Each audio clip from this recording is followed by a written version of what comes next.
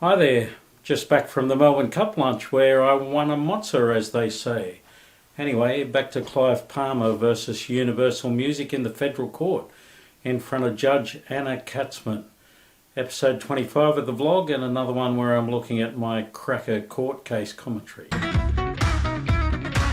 If you watched episode 23, you would have already seen the Clive Palmer TVC, which Universal are alleging breached the copyright of Twisted Sister.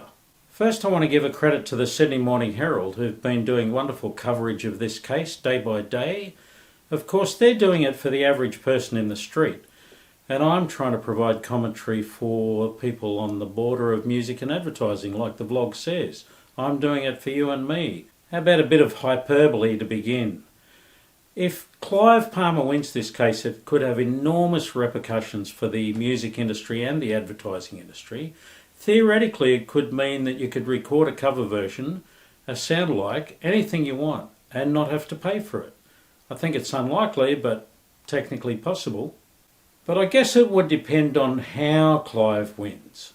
If it's just a narrow technical interpretation of a particular situation, then it probably won't make much difference. But if it's a broad vindication of Clive's right to do whatever he wants, then it could have enormous ramifications.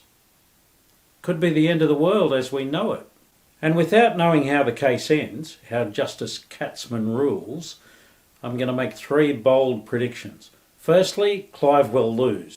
And secondly, in complete contradiction to number one, Clive is going to realise that he's going to lose and he'll settle on the steps of the courthouse before he loses. I really hope it doesn't work out like that, because then once again we'll be robbed of a case study, some case law that we can look at. And thirdly, another alternative prediction, if Clive wins, then Universal will fight this case all the way to the High Court.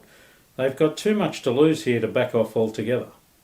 Okay, finally, let's get to day one of the court case. In his opening address, Universal's barrister laid some groundwork.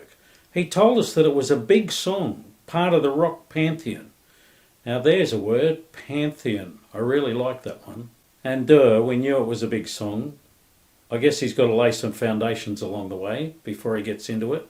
Then we get to one of the most critical points in the whole case, at least for you and me. Mr. Flynn, the barrister, alleged that Palmer's representatives approached Universal asking to use the song.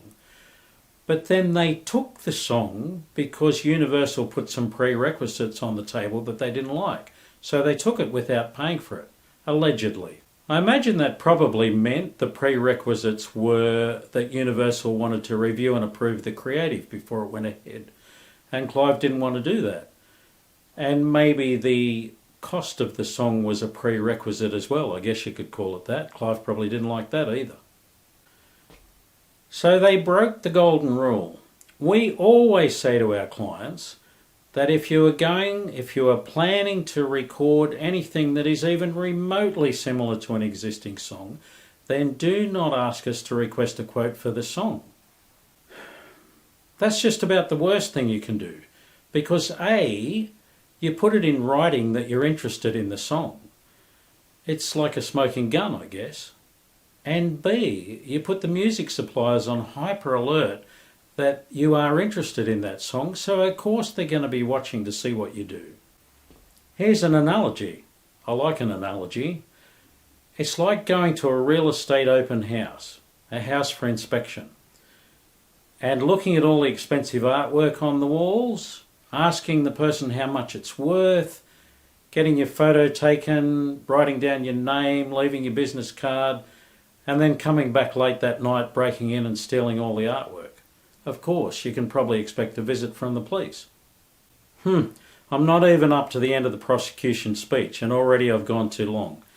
Keep the video short, as Claire keeps telling me, so I guess I better end it there. I'll see you later. Come back for more next time.